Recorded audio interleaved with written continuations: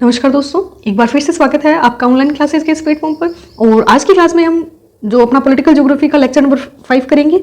और उससे पहले कल मैंने आपको जो वर्क दिया था, लेक्चर नंबर 5 है अपना, और उससे पहले कल का वर्क है उसको देख लेते हैं। अगर आपको कोई डाउट है उसमें, मैप से आपने सब लोकेशंस हैं वो टेली करी होंगी, शेप्स देखी होंगी, फिर भी मैं यहाँ एक्सप्लेन कर देती हूँ। और अभी भी अगर आपने उनको नहीं देखा है मैप में तो एक बार मैं एक्सप्लेन कर दूँ और फिर आप उनको फिर से जाके देख सकते हैं मैप में। तो इसमें मेन जो शेप्स थी वो देखी थी अपन ने।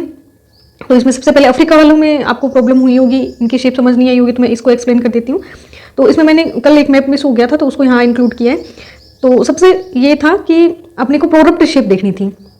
प्रोरप्ट शेप का मतलब क्या होता है कि एक या दो भाग ज़्यादा लंबाई में निकले हुए हों, प्रोरप्ट शेप देखी थी अपन ने। प्रोरप्ट शेप मैंने उसमें आपको थाईलैंड और म्यांमार का एग्जाम्पल भी दिया था। प्रोरप्ट शेप देखी थी, प्रोट्रूडेड शेप भी बोलते हैं उसको, विस्फोटाकार। विस्फोटाकार में क्या होता है, वैसे शेप होती है कॉम्पैक्ट, बट कॉम्पैक्ट में भी एक या दो भाग है वो ज़्यादा निकला हुआ होता है बाहर। तो इसमें हमने देखा था, ये है नामीबिया, इसको अपने इसका एक भाग ये निकला हुआ है यहाँ पे। और ये लेसोथो बेनाका राज्य देखा था अपन ने। और ये जो है कांगो जनतांत्रिक, इसमें भी आप देखिएगा, ये देखिए ये एक भाग मैंने यहाँ ड्रॉ करी है इसकी बाउंड्री, और ये भी भाग बाहर निकला हुआ है। तो इसके एक या एक से अधिक भाग बाहर निकला हो सकता है। तो ये भी इसी का उदाहरण है। तो दो तो ये हो गए अपने। और हमने देखी थी इलोंगेटेड या जो लंबाकार राज्य है, इलोंगेटेड या लंबाकार। इलोंगेटेड शेप में मैंने किसका एग्जांपल दिया था, चिली का दिया था, नार्वे का दिया था। तो इसमें एक तो है मलावी। मलावी इसमें न्यासा झील है यहाँ पर। तो जब अपन आगे देखेंगे झीलकृत बाउंड्री तो उसमें भी देखेंगे। तो एक तो ये मलावी हो गया, और यहाँ है गाम्बिया। गाम्बिया की कैपिटल है बेंजुल, बेंजुल और गाम्बिया। तो ये है बेंजुल, बेंजुल गाम्बिया। और यहाँ है टोंगो और बेनिन, टोंगो और ये है बेनिन। टोंगो के पास ये बेनिन, और ये घाना है, यहाँ पर वोल्टा झील है। तो वोल्टा झील सीमा बनाएगी घाना और इसके बीच में, टोंगो के बीच में। तो ये सब चीजें, एक कैमरून भी है, कैमरून में यहाँ सर्वाधिक वर्षा होती है। तो इसका भी एक भाग जो है वो बाहर की तरफ निकला हुआ। और यहाँ चार झील अपन अभी देखेंगे थोड़ी देर में ही। तो यहाँ चार झील है, ये किस किस के मध्य सीमा बनाती है, नाइजर, चाड, कैमरून, इनके मध्य सीमा बनाती है। तो इसको भी अपन देखेंगे। चार झील है वो चार जो है देश है उनके मध्य सीमा बनाती है। एक यहाँ भी बनाती है, इसके साथ भी बनाती है, नाइजीरिया के साथ भी बनाती है। नाइजर, नाइजीरिया, कैमरून और चाड। तो इनको आप फिर से देख लेना, सारे मैप हैं, उनकी लोकेशंस आपको पता होनी चाहिए। आप ड्रॉ करो तो और भी अच्छा है। लेसोथो और ये स्वाजीलैंड लैंड लॉक कंट्री है, ये भी देखी थी अपन ने कल। तो इसमें ऑलमोस्ट सब हो गया है। अगर फिर भी आपको डाउट हो आप कमेंट सेक्शन में लिखिए, मैं रिप्लाई करने का कोशिश करूंगी। यहाँ हमने विस्फोटाकार में देखा था, एक तो म्यांमार भी देखा था, और ये थाईलैंड भी देखा था, थाईलैंड देखा था, म्यांमार देखा था। तो ये तो आपको याद होगा ही, डायरेक्ट अपने क्वेश्चन पूछा जाएगा। ये देखिए इसका एक भाग ही निकला हुआ है, इसका म्यांमार का भी एक भाग बाहर निकला हुआ है। ऑलमोस्ट कॉम्पैक्ट है, बट एक या एक से अधिक भाग जो है वो बाहर की तरफ निकल गए हैं। तो इनको अपन क्या बोलेंगे, विस्फोटाकार राज्य, विस्फोटाकार। और एक था विच्छिन्नाकार। विच्छिन्नाकार में क्या है कि अलग अलग भाग हो गए, जैसे द्वीपों में बंट गया। जैसे जापान का एग्जाम्पल लिया था अपन ने उसमें सबसे पहले, तो फिलीपींस उसका सबसे मोस्ट फेमस एग्जाम्पल है। इसी के साथ आपने देखा था पश्चिमी मलेशिया और पूर्वी मलेशिया, पश्चिमी मलेशिया और पूर्वी मलेशिया। तो ये भी देख लीजिएगा आप। और इंडोनेशिया का भी अपन ने लिया था, ये जावा द्वीप है और ये सुमात्रा है, जावा सुमात्रा। और यहाँ इसकी कैपिटल है जकार्ता, वो है इंडोनेशिया की कैपिटल जकार्ता, वो जावा द्वीप पर है। इस प्रकार से अपन ने लगभग सारे एग्जाम्पल देखे थे उस टाइम भी। और इसमें देखें तो अपन ऑलमोस्ट क्या है, सब कॉम्पैक्ट शेप वाले हैं। तो इसमें एक तो रोमानिया आ जाएगा, ये सोफिया, सोफिया बुलग्रेड है इसकी कैपिटल, सोफिया, रोमानिया, ये सारे क्या है, कॉम्पैक्ट शेप के एग्जाम्पल हैं। केंद्र से परिधि की ओर ऑलमोस्ट इक्वल डिस्टेंस वाले जो कंट्री है उनको अपन क्या बोलेंगे, कॉम्पैक्ट शेप, कॉम्पैक्ट शेप। और ये हंगरी है, ये भी कॉम्पैक्ट शेप का एग्जाम्पल है, हंगरी। तो इस प्रकार से आप देख सकते हैं। और ये ऑस्ट्रिया देखा था अपने उस टाइम, ऑस्ट्रिया का ये ऐसा शेप है। आप फिर से अपने उसमें टैली कर लेना। तो ऑस्ट्रिया क्या है, इसका एक भाग बाहर निकला हुआ है, तो अपन इसको क्या बोलेंगे, प्रोरप्ट शेप बोलेंगे, प्रोरप्ट शेप बोलेंगे। इसको आप एक दो बार टैली करेंगे। इटली का भी शेप जो है ऑलमोस्ट ऐसे ही है, बाहर निकला हुआ है। और यहाँ सैन मरीनो देखा था अपन ने, सैन मरीनो, ये इसमें लोकेशन लिखी हुई है। और यहाँ वेटिकन सिटी है, वेटिकन सिटी, छोटे स्टेट हैं जो, वेटिकन सिटी। और भेदनाकार राज्य में देखे थे अपन ने, विकृत या भेदनाकार।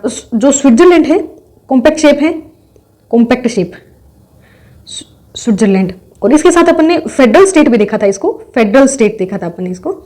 और हमने देखा था कि सारे यूरोपियन कंट्रीज जो हैं ऑलमोस्ट क्या हैं, एकात्मक सरकार है उनमें, जबकि जो स्विट्जरलैंड है उसमें फेडरल स्टेट है। लिंचेस्टाइन छोटा स्टेट देखा था अपन ने, लैंडलॉक में देखा था, और स्विट्जरलैंड जो है वो लैंडलॉक कंट्री है, फिर भी क्या है डेवलपमेंट है इसमें, लैंडलॉक कंट्री है ये भी अपन देख लिया था। तो सारे कंसेप्ट को आपको मिक्स करके फिर पढ़ना है। ये सारा लैंडलॉक कंट्री वाला ही मैप है। अब मैं एक बार ऐसे आपको एक्सप्लेन करने के लिए, सब शेप दिखाने के लिए मैंने इसको यूज किया है। और फ्रांस जर्मनी ये तो कॉम्पैक्ट शेप में आपने पढ़ लिए थे, ये तो आपको इजीली पता ही होगा। तो कुछ लोकेशंस हैं उनमें अपने को प्रॉब्लम हो सकती है, कब? जब अपने पास मैप नहीं हो अपने को याद, तब। तो आज की क्लास में अपन क्या डिस्कस करेंगे? सीमा और सीमांत पर अपना वर्क है आज का। और ये तो कल का वर्क था, कल का वर्क, और जिसमें आपने लोकेशन ट्रैक नहीं करी हो तो मैंने ये सारा यहाँ इंक्लूड किया है। फिर से लेक्चर नंबर 5 है अपना, और अपन सीमा और सीमांत पर वर्क करेंगे। सीमा और सीमांत पर सबसे ज्यादा वर्क किसका है? रेड जेल का है। सबसे पहले रेड जेल ने वर्क किया था, रेड जेल को देखेंगे, थोड़ा वर्क रेड जेल का आएगा इसमें, वर्गीकरण में और इनको परिभाषित करने में रेड जेल का वर्क है। और पोन्स का भी वर्क देखा था अपन ने पहले। पोन्स ने क्या कहा था कि सीमा जो है एक देश की सार्वभौमिकता को दूसरे राज्य से या दूसरे देश से अलग करती है, विभिन्न होती है, जैसे विभिन्नताओं को विभेदित करती है, ऐसा अपन ने देखा था। पोन्स और रेड जेल का वर्क है इसमें। विटलसी का भी आएगा आगे, मूल क्षेत्र आधार क्षेत्र में। तो इस प्रकार से बहुत सारा अपन को पढ़ना है। तो अपन रिलेटेड अपना वर्क है आज का, वो क्लास देखते हैं। सीमाएं और सीमांत का चैप्टर, सीमा से रिलेटेड यहाँ पर डेफिनेशन लिखी हुई है। सीमा का क्या मतलब होता है? सीमा या बाउंड्री, सीमा या बाउंड्री पर सबसे पहले वर्क, सीमा और सीमांत दोनों पर ही वर्क सबसे पहले किसने किया था? रेड जेल ने किया था। तो ये डायरेक्ट क्वेश्चन अपने आ सकता है, किसका वर्क है? तो रेड जेल का वर्क है। और इसकी डेफिनेशन देखते हैं अपन। राज्य के प्रमुख भौतिक तत्व परिपक्व अवस्था में अस्तित्व में आती है। ये दो लाइनें साथ में है कि एक तो सीमा प्रमुख भौतिक तत्व है, कृत्रिम है, भौतिक है, और परिपक्व अवस्था में आती है। सीमा का मतलब क्या होता है कि एक भूदृश्य है, एक कोई देश या राज्य पूरी तरह से विकसित है, उसमें प्रशासन भी है, परिवहन भी बन गया, सब कुछ है, संस्कृति भी है उसकी विकसित एक, और फिर वो अस्तित्व में आती है। जबकि सीमांत है वो परिपक्व अवस्था के पूर्व के तथ्य हैं। तो ये डायरेक्ट क्वेश्चन बन सकता है अपने यहाँ पे कि भूदृश्य के विकास के बाद अस्तित्व में आती है सीमा, जैसे स्टेटमेंट वाले क्वेश्चन आते हैं अपने, या फिर पहले विकसित होती है। तो सीमांत पहले विकसित होते हैं, सीमा बाद में बनती है। सीमांत एक संक्रमण क्षेत्र है, संक्रमण क्षेत्र है जो राज्य एक है यहाँ पर और राज्य दो है, तो इन दोनों की विशेषताओं वाला ये संक्रमण क्षेत्र है। और सीमांत जो है वो उसका फिक्स ऐसे एरिया नहीं कह सकते अपन, थोड़ा बहुत, जैसे ये क्या होता है, परिवर्तनशील होता है, हस्तांतरण का क्षेत्र है सीमांत। जबकि सीमाएं हैं वो अपरिवर्तनीय हैं, अहस्तांतरणीय हैं, ऐसा इसमें अपन आगे और देखेंगे डिटेल में। सर्वप्रथम कार्य रेड जेल ने किया, ये अपन देख लिया। प्राचीन काल में, मध्यकाल में, आधुनिक काल में सीमाओं के किस प्रकार की सीमाएं थी तो वो अपन देखते हैं। प्राचीन काल में तो पर्वत या फिर नदी को आधार मानकर सीमाएं होती थी। तो इसमें एग्जाम्पल भी लिखा हुआ है कि हिमालय पर्वत चीनी व हिंदू संस्कृति को अलग करता था। तो ये देख लिया अपन ने। उसमें जो पर्वतों में दरे होते थे उनसे होकर व्यापार मार्ग होते थे, तो फिर व्यापारी क्या है वहां से लेन देन करते थे, दरों के मध्य से होकर निकलते थे, पतले पतले संकरे रास्ते होते थे। तो इस प्रकार से जो पर्वत होते हैं या नदी होती है वो उस टाइम में सीमा होती थी। नेक्स्ट है मध्यकाल। मध्यकाल में क्या हुआ कि सुरक्षात्मक दृष्टि से ज्यादा महत्वपूर्ण हो गए। मध्यकाल में अपन जब अधिवास पढ़ेंगे और जो भी प्लानिंग पढ़ेंगे तो उसमें देखेंगे कि सुरक्षा सबसे ज्यादा एक महत्वपूर्ण तथ्य था। तो उस टाइम क्या हुआ, उस टाइम भी पर्वतीय क्षेत्रों के आधार पर निर्धारण किया गया था, फिर भी बाउंड्रीज भी बनने लग गई थी, दीवारें भी बनने लग गई थी सुरक्षा के लिए। तो यहाँ तो पर्वतीय क्षेत्र दिया गया है, दीवारें भी बाधा के रूप में होती थी, और सीमाएं क्या होती है, एक तरह से बाधा होती है, बाधा, भौतिक बाधा होती है सीमा, चाहे वो भौतिक हो सकती है, प्राकृतिक हो सकती है बाधा। तो सीमा बाधा के स्वरूप होती है, जबकि सीमांत बाधा स्वरूप नहीं होते, जोड़ने वाली इकाई है। नेक्स्ट है आधुनिक काल। आधुनिक काल में ज्यामितीय आधार पर तथा भू आकृतिक तत्वों के आधार पर, ज्यामिति के आधार के ऊपर अपन देखेंगे इसमें, और भू आकृतिक तत्वों के आधार पर देखेंगे, अक्षांशीय सीमाएं देखेंगे, अक्षांशीय देशांतरीय सीमाएं देखेंगे, जियोमॉर्फिक बाउंड्रीज देखेंगे, तो सारा आ जाएगा इसमें आगे। और भू आकृतिक तत्वों के आधार पर नदी, झील, दलदल कृत सीमाएं, वो सब भी देखेंगे अपन आगे। तो नेक्स्ट अपने इसमें आधुनिक काल की सीमाओं का एग्जाम्पल दिया हुआ है। तो 1893 में डूरंड रेखा भारत व पाकिस्तान के मध्य विभाजित करने के लिए बनाई गई थी। अभी क्या है कि अफगानिस्तान व पाक के मध्य है डूरंड रेखा। नेक्स्ट है मैकमोहन रेखा 1914 में बनाई गई थी। 1914 में भारत और चीन के मध्य बनाई गई थी। और फिर है रेड क्लिफ रेखा भारत और पाकिस्तान के मध्य। आप सबको ये सब पता है, फिर भी मैंने यहाँ इंक्लूड किया है, ये आधुनिक काल की सीमाओं के उदाहरण है। नेक्स्ट देखते हैं अपन, सीमा का शाब्दिक अर्थ क्या होता है। लिमिट या बाउंड्री का शाब्दिक अर्थ क्या होता है, आबद्ध करना या घेरना, लिमिटेड करना कुछ भी। सीमा उसका एक क्राइटेरिया फिक्स कर देना, जैसे सीमा का मतलब होता है फिक्स कर देना, बाउंड कर देना, किसी भी चीज को बाउंड कर देना, नेक्स्ट है भौगोलिक अर्थ में सीमाएं दो राज्यों के मध्य ऐसी रेखाएं होती हैं जो दोनों राज्य की संप्रभुता को अलग करती हैं। संप्रभुता अपन ने कल देखा था, पहले तो अपन ने देखा था लैटिन वर्ड है, लैटिन वर्ड, फिर उसको फ्रेंच में अपन ने मोस्ट पॉपुलस जो है सुप्रीमस से बना था, लैटिन वर्ड सुप्रीमस से बना था, और फिर फ्रेंच में सोवरनेट से बना था। सोवरनेट तो ये डायरेक्ट पूछा जा सकता है, सोवरनेट से बना है। और सोवरनिटी जो है वो 4-5 तरह की होती है, इसके प्रकार भी होते हैं सोवरनिटी के प्रकार, डिफेक्टो, डी जूरी ऐसे करके हैं, वो अपन फिर देख लेंगे कभी, de jure, de facto, legal sovereignty, इस प्रकार से रियल सोवरनिटी। तो ये इसमें आगे और कंसेप्ट, वैसे ये पॉलिटिक जो होती है, पॉलिटिक उसका वर्क है। अपने को सिर्फ इतना ध्यान रखना है कि सोवरनिटी क्या होती है। सोवरनिटी का मतलब होता है प्रभु सत्ता, या स्वयं सत्ता भी बोल सकते हैं अपने, प्रभु सत्ता या प्रभुता। किसी भी कार्य को कंप्लीट करने के लिए, या जो कंप्लीट पावर है वो अपने पास होना, अपने को बाह्य कोई भी दबाव नहीं हो, उसको अपन बोलेंगे संप्रभुता। तो ये अपने बाउंड्रीज के एग्जाम्पल पढ़ लिए। नेक्स्ट देखते हैं अपन विशेषताएं, देखते हैं सीमाओं की क्या क्या विशेषताएं हैं, तो वो देखते हैं अपन। ऑलमोस्ट तो अपन ने पढ़ ली है। सीमाएं क्या होती हैं? कृत्रिम होती हैं, सीमांत प्राकृतिक होते हैं। तो साथ साथ अपने को एक कंपैरिजन करते हुए चलते रहना है, ताकि अपने को फिर आगे सारी एक साथ इकट्ठी नहीं हो। सीमाएं मानवकृत होती हैं, जबकि सीमांत मानवकृत नहीं होते, प्राकृतिक होते हैं। सीमाएं परिवर्तनशील होती हैं, केंद्रीय शक्ति का परिचायक होती हैं, केंद्र की तरफ खींचती है। जैसे सीमाएं क्या होती है? एक राज्य की होगी, तो राज्य एक कानूनी तथ्य देता है, और वो अपने जो भी राज्य में रहने वाले लोग हैं उनको आबद्ध करके रखता है कि वो किसी भी निर्णय के लिए केंद्र जो है या राज्य है उसके ऊपर निर्भर होंगे। राज्य का जो भी फैसला होगा वो उसमें रहने वाले उसके जो भी लोग हैं उनको मानना होगा, क्योंकि वो राज्य के टेरिटरी में रह रहे हैं, तो उनको राज्य के अकॉर्डिंग चलना होगा। तो ये एक केंद्रीय शक्ति का परिचायक है। इसका अपन एक एग्जांपल लेना चाहें तो जैसे इंडिया का कोई व्यक्ति है और उसको बाहर से कोई फॉरेन से, जैसे उसको कोई प्राइज मिल रहा है फॉरेन से, तो वो बिना अपने प्रेसिडेंट के, राष्ट्रपति की अनुमति के वो प्राइज नहीं ले सकता है। और इसी प्रकार से अगर आप अपनी डिस्ट्रिक्ट में रह रहे हो तो आप बिना जो डीएम है उसकी अनुमति के बाहर से आप कोई जो प्राइज आ रहा है उसको नहीं ले सकते। तो इसका मतलब क्या होता है कि हम अपने कार्यों के लिए जो अपने ऑर्डर दिया है, अथॉरिटी दी है किसी को, तो उससे अपन आबद्ध हैं, अथॉरिटी है डीएम के पास, प्रेसिडेंट के पास, इनके पास। तो ये केंद्रीय शक्ति हो गई। नेक्स्ट है सीमाएं जो है दो राज्यों के मध्य बाधा स्वरूप होती हैं। मैंने बोला था ना, भौतिक बाधा हो सकती है, आर्थिक बाधा हो सकती है, प्राकृतिक बाधा हो सकती है, और इसमें क्या दिया है? भाषाई बाधा हो सकती है, धार्मिक बाधा हो सकती है, और आर्थिक बाधा हो सकती है, धरातलीय बाधा भी हो सकती है। तो ये सब बाधा है। एक सीमांत बाधा नहीं होती, सीमांत संक्रमण का क्षेत्र होते हैं, फ्लेक्सिबल होते हैं। फिर है इसमें कि सीमाओं का अंकन भौतिक बाधाओं के सारे किया जा सकता है। तो अपन भौतिक में देखेंगे नदीकृत सीमा, झीलकृत सीमा, दलदलकृत सीमा, तो वो सब आ जाएंगे अपने एग्जाम्पल में।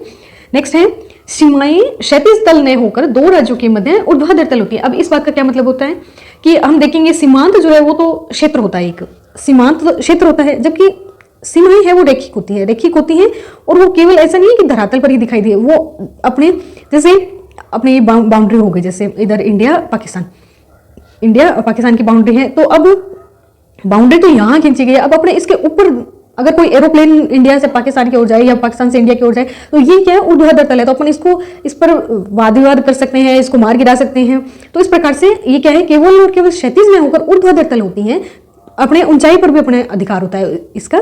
तो ये बात बहुत इंपॉर्टेंट है और पूछी भी जा सकती है कि सीमाएं जो है वो क्षैतिज तल होती हैं या ऊर्ध्वाधर तल होती हैं। तो ये आपको ध्यान रखना है, ऊर्ध्वाधर तल होती हैं और राज्य की आंतरिक व्यवस्था से संबंधित होती हैं, और प्रशासन के द्वारा उनमें बदलाव भी किया जा सकता है, और वो अपनी जो टेरिटरी है या क्षेत्र है उनमें रहने वाले लोगों को आबद्ध करती है, उन्हें कानूनी तथ्य देती है। नेक्स्ट देखते हैं अपन सीमाओं का वर्गीकरण। सीमाओं के वर्गीकरण में किन किन का वर्क है? हार्टशोन का वर्क है। एक तो अपने को ये ध्यान रखना है, अनुवंशिकी, जेनेटिक या जेनेटिक जो बाउंड्रीज हैं वो हार्टशोन ने दी है। जेनेटिक बाउंड्रीज हैं वो किसने दी है? हार्टशोन ने। तो इस पर डायरेक्ट अपने क्वेश्चन आ सकता है, हार्टशोन का वर्क है। इस पे अमेरिकन है हार्टशोन, इनका और भी वर्क देखा था अपन ने, काफ़ी फेमस ज्योग्राफर है ये। नेक्स्ट देखते हैं अपन अकारिकी, मॉर्फोलॉजिकल बाउंड्रीज और अनुवंशिक बाउंड्रीज। अनुवंशिक और अकारिकी और अनुवंशिक। अकारिकी से क्या समझते हैं अपन? प्राकृतिक लक्षणों पर आधारित। प्राकृतिक लक्षणों में क्या हो जाएंगे? वही प्राकृतिक लक्षण, पर्वतीय, नदी है, इस प्रकार से। और स्थिर चरित्र होगा इनका, स्थायी होंगी, ये जो आकारी की सीमाएं हैं वो स्थायी होंगी, मानचित्र पर दिखाई जा सकती हैं और मानचित्र पर खींची जा सकती हैं।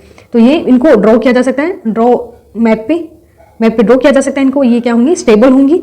और एक मोस्ट इंपॉर्टेंट है कि ये सामरिक महत्व की होती है। जैसे मैप बनाते हैं जो सैनिक और ये हैं मैप बनाते हैं, इनके जो मैप होते हैं तो इनमें कौन सी सीमाओं का उपयोग किया जाता है, आकारी की सीमा है, मॉर्फोलॉजिकल जो बाउंड्रीज हैं उनका प्रयोग किया जाता है। तो ये इंपॉर्टेंट क्वेश्चन बन जाता है अपने। नेक्स्ट देखते हैं अपन, ये तो प्राकृतिक लक्षणों पर आधारित होती है, इनका एक कंपैरिजन करेंगे तो ज्यादा समझ में आएगा। ये प्राकृतिक लक्षणों पर आधारित होती है, जबकि ये सांस्कृतिक लक्षणों पर आधारित होती है। संस्कृति में क्या क्या आ जाएगा, धर्म, भाषा, नृजाति, इस प्रकार से। तो ये सांस्कृतिक भूदृश्य पर आधारित होती है, संस्कृति पर आधारित होती है। और किसी क्षेत्र में भूदृश्य के पूर्व या बाद में विकसित होने के आधार पर इनका विभाजन किया गया है। भूदृश्य के विकास का क्या मतलब होता है कि जैसे एक कंट्री, कुछ लोग रह रहे हैं, जैसे अपन इंडिया पाकिस्तान में देखते हैं कि भारत और पाकिस्तान में लोग पहले तो साथ साथ रह रहे थे, फिर क्या हुआ कि भाषा धर्म के आधार के ऊपर इनमें बाउंड्रीज बना दी गई कि ये सिंध प्रांत है, पंजाब प्रांत है, आधा पंजाब इधर कर दिया, आधा पंजाब इधर कर दिया। तो इस प्रकार से इनका क्या है, लोग तो वही थे बट उनके मध्य बाउंड्री बना देने के कारण उनमें एक विभाजन पाया गया। तो भूदृश्य के पहले या भूदृश्य के बाद में, तो भूदृश्य के अपने ये बाद में विकसित होने वाली हैं, तो ये अपने हो जाएगी पूर्ववर्ती सीमा का एग्जाम्पल आएगा ये अपने। नेक्स्ट अपने देखते हैं पूर्ववर्ती सीमा और अनुवर्ती सीमा। पूर्ववर्ती सीमा पता चल रहा है अपने को, पूर्ववर्ती और परवर्ती भी आता है, इसको लिखा हुआ। अनुवर्ती को क्या लिखा आता है, अनुवर्ती की जगह परवर्ती भी आता है। परवर्ती का मतलब पर मतलब बाद वाली, पूर्ववर्ती और परवर्ती। तो पूर्ववर्ती परवर्ती अगर आपको याद नहीं भी रहे तो आप कैसे याद रखोगे, एंटीसीडेंट और सब्सिक्वेंट। एंटीसीडेंट और सब्सिक्वेंट ये आपको ध्यान रखना है। आपको ऐसे पूर्ववर्ती परवर्ती में ध्यान नहीं रखना है, कंफ्यूजन हो जाएगा बहुत ज्यादा। तो भारत पाक वाले किस में आ जाएगी, अनुवर्ती में आएगी। ये बहुत बार क्वेश्चन पूछा हुआ है और गलत भी होता है, अध्यारोपित तो करके आ जाते हैं इसमें। तीसरा जब देखेंगे तब कंफ्यूजन होगा, ऐसे दो में तो नहीं होगा। तो अध्यारोपित जो है वो इसी का एक प्रकार है। अध्यारोपित किसका प्रकार है, अनुवर्ती का एक प्रकार है, परवर्ती का ही एक प्रकार है। तो अपने को अध्यारोपित नहीं करके आनी, अपने को ये करके आनी है अनुवर्ती। भारत पाक वाली जो है, भारत पाक की जो सीमा है वो सब्सिक्वेंट बाउंड्री का एग्जाम्पल है। नोट कर लीजिए, बहुत बार क्वेश्चन आएगा, हर बार आपको अलग अलग बुक में आंसर दिया हुआ मिलेगा, बट अपने को सब्सिक्वेंट करना है। पूर्ववर्ती में भूदृश्य विकास से पहले निर्धारित होता है, तो इसमें इसका एग्जाम्पल है जो अलास्का।